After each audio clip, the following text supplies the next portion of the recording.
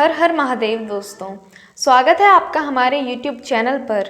आज की वीडियो में हम सुनेंगे शिव महापुराण श्री रुद्र संहिता तृतीय खंड का 48वां अध्याय, शिव पार्वती का विवाह आरंभ।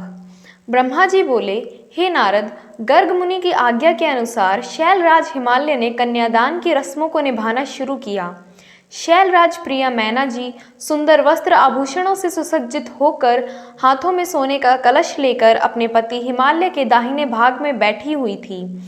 शैलराज हिमालय ने भगवान शिव का पाद्य से पूजन करने के पश्चात सुंदर वस्त्रों, आभूषणों एवं चंदन से उन्हें अलंकृत किया तथा ब्राह्मणों से बोले कि हे ब्राह्मणों, अब आप कन्यादान हेतु संकल्प कराइए।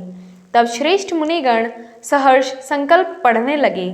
तब गिरिश्रेष्ठ हिमालय ने आदरपूर्वक वर रूप में विराजमान भगवान शिव से पूछा, हे शिव शंकर, विधि विधान से पार्वती का पाणी ग्रहण करने हेतु आप अपने कुल का परिचय दें। आप अपना गोत्र, प्रवर, कुल नाम, वेद शाखा सब कुछ ब्राह्मणों को बता दें।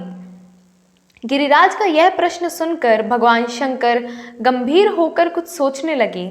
सब देवताओं, ऋषि मुनियों ने जब भगवान शिव को इस प्रकार चुप देखा तो वे इस संबंध में कुछ भी उत्तर नहीं दे रहे थे और शांत थे।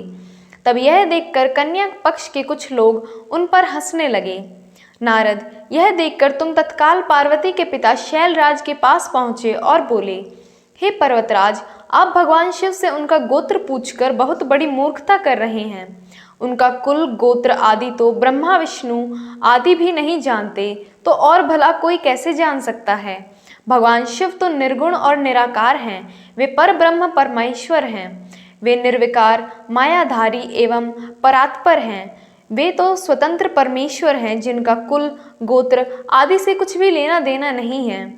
ये सब तो मनुष्यों के द्वारा निर्मित आडंबर मात्र हैं। शिवजी तो अपनी इच्छा के अनुसार रूप और अवतार धारण करने वाले हैं। यह तो पार्वती के द्वारा किए हुए उग्र तप का प्रभाव है, जिसके कारण आप शिवजी के साक्षात स्वरूप के दर्शन कर पा रहे हैं। शैलराज, भगवान शिव गोत्रहीन होकर भी श्रेष्ठ गोत्र वाले हैं और कुलहीन होने पर भी कुलीन हैं। इनकी विविध लीलाएं और चराचर संसार को मोहित करने वाली हैं। हे गिरिश्रेष्ठ हिमालय, नाना प्रकार की लीला करने वाले इन भगवान शिव का गोत्र और कुल नाद है। शिव नादमय और नाद शिवमय है। नाद और शिव में कहीं कोई अंतर नहीं है। जब भगवान शिव ने सृष्टि की रचना का विचार किया था, तब सबसे पहले शिवजी ने नाद को ही प्रकट किया था। इसलिए अब आप व्यर्थ की बातों को त्याग कर अपनी पुत्री पार्वती का विवाह यथाशीघ्र शिवजी के साथ संपन्न कर दो। नारद, तुम्हारी बात सुनकर शैलराज हिमालय के मन में उत्पन्न हुई शंका समाप्त हो गई। तब हम सभी देवताओं ने तुम्हें धन्यवाद दिया और तुमने इस विषम परिस्थिति को चतुराई से संभाल लिया। यह सब जानकर वहां उपस्थित सभी विद्वान प्रसन्नता पूर्वक बोले कि हमारे अहोभाग्य हैं, जो आज हमने इस जगत को प्रकट करने वाले आत्मबोध स्वरूप स्वतंत्र परमेश्वर, नित्य नई लीलाएं रचने वाले त्रिलोकनाथ भगवान शिव के दर्शन कर लिए हैं। आपके दर्शनों से समाप्त पापों को मुक्ति मिल गई है। इस प्रकार सब मिलकर भगवान शिव की जय जयकार करने लगे।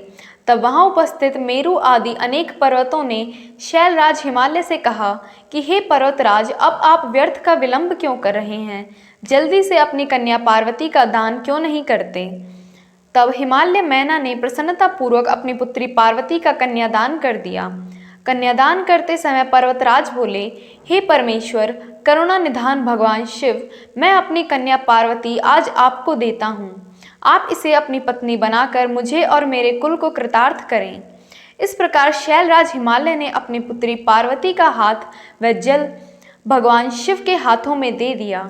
तब सदाशिव ने वेद मंत्र के वचनों के अनुसार मंत्रों को बोलते हुए देवी पार्वती का हाथ लेकर पृथ्वी का स्पर्श करते हुए लौकिक रीति से उनका पाणी ग्रहण स्वीकार किया।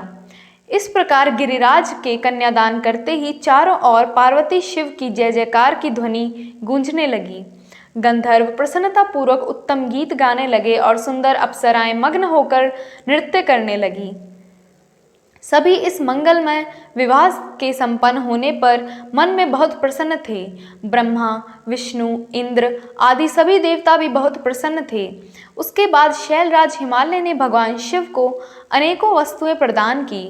रत्नों से जड़े हुए सुंदर स्वर्ण के आभूषण, पात्र एवं दूध देने वाली 1.25 लाख गायें, 1 लाख सुसज्जित अश्व, 1 करोड़ हाथी तथा 1 करोड़ सोने जवाहरातों से जड़े रथ आदि वस्तुएं सादर भेंट दी। उन्होंने अपनी पुत्री पार्वती की सेवा में लगे रहने के लिए 1 लाख दासियां भी दी। तत्पश्चात विवाह में पधारे अनेक पर्वतों ने भी अपनी इच्छा और सामर्थ्य के अनुसार उत्तम वस्तुएं शिव पार्वती को उपहार स्वरूप भेंट दी। इस विवाह से सभी प्रसन्न थे। सारी दिशाएं शहनाइयों की मधुर ध्वनि से गूंज रही थी। आकाश से भगवान शिव और उनकी प्रिया पार्वती पर पुष्प वर्षा हो रही थी। कल्याणमयी और भक्तवत्सल भगवान शिव को अपनी प्रिय पुत्री पार्वती समर्पित करने के बाद शैलराज हिमालय और उनकी प्रिय पत्नी मैना हर्ष से प्रफुल्लित हो रहे थे। शैलराज हिमालय ने यजुर्वेद की मध्यांजनी में लिखे हुए स्तोत्रों द्वारा शुद्ध हृदय और भक्तिभाव से भगवान शिव की अनेकानेक बार स्तुति की। तत्पश्चात वहां उपस्थित श्रेष्ठ मुनिजनों ने उत्साहपूर्वक भगवान शिव और देवी पार्वती के सिर का अभिषेक किया। उस समय हिमालय नगरी में महान उत्सव हो रहा था। सभी नर नारी प्रसन्नता से नाच गा रहे थे। ओम नमः शिवाय।